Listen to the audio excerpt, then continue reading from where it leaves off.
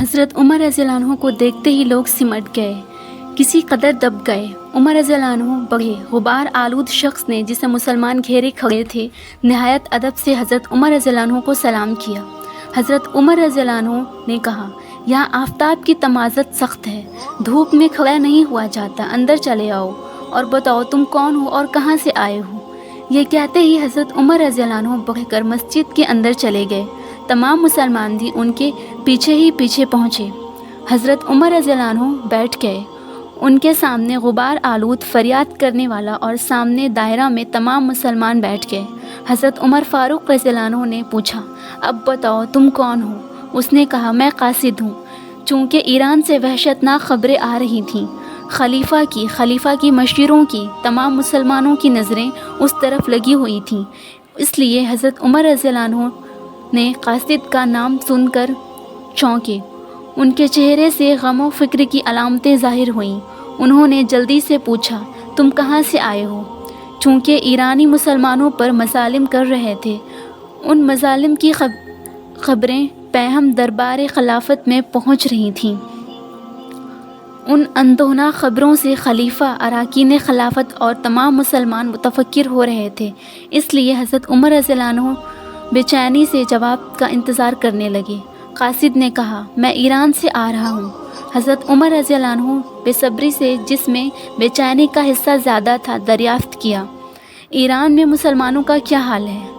تمام مسلمان خود خلیفہ کے جواب کا بے چینی سے انتظار کرنے لگے۔ قاصد کہنے لگا، ایرانی مسلمانوں پر وحشیانہ مظالم کر رہے ہیں۔ کوئی قریہ، کوئی قصبہ، کوئی شہر ایسا نہیں ہے جہاں بے گناہ مسلمانوں، پردہ نشین عورتوں، معصوم بچوں کو قتل نہیں کیا گیا۔ مسلمانوں کے چہروں سے یہ سنتے ہی جوش و غضب کے آثار ظاہر ہوئے۔ حضرت عمر رضی اللہ عنہ پہلے بے چین ہوئے، پھر جوش سے کانپنے لگے۔ انہوں نے پوچھا، کیا بویب کی شکست نے ایرانیوں کے حواس درست نہیں کیے؟ قاصد، بویب کی شکست نے ایرانیوں کو اور برانگیختہ کر دیا اور پران دخت کا دور حکومت ختم ہو گیا۔ اب نوشیروان کا پرپوتا یزدگرد تخت نشین ہوا ہے۔ رستم اور فیروز کی دیرینہ عداوتیں بھی مٹا دی گئی ہیں۔ یہ دونوں سردار جلیل القدر اور شیر دل ہیں۔ دونوں مسلمانوں کو نیست و نابود کرنے کے لیے متفق و متحد ہو گئے ہیں۔ حضرت عمر رضی اللہ عنہ نے ٹھنڈا سانس بھر کر کہا، کاش یہ بدبخت اپنی قوم کی فلاح و بہبود کے لیے اتفاق کرتے اور مسلمانوں کو ان کے حال پر ہی چھوڑ دیتے۔ قاصد، ان دونوں بدبختوں نے متفق ہوتے ہی مسلمانوں کے خلاف تمام ایرانیوں کو مشتعل کر دیا ہے۔ ہر ایرانی ہر مسلمان سے نفرت کرنے لگا ہے۔ روز روشن میں مسلمانوں کا قتل عام اسی تنفر کی وجہ سے ہو رہا ہے۔ عمر رضی اللہ عنہ، خدا مسلمانوں کی مدد کرے گا۔ اب دربار ایران کے کیا ارادے ہیں؟ قاصد، ایران کا بادشاہ یزدگرد 20 سال کا نوجوان ہے۔ جب تک پران تخت نشین رہی، اسے محلوں کی 4 دیواریوں میں قید رکھا گیا۔ وہ حکومت اور آئین حکومت سے ناواقف محض ہے۔ درباریوں نے اسے شطرنج بنا رکھا ہے۔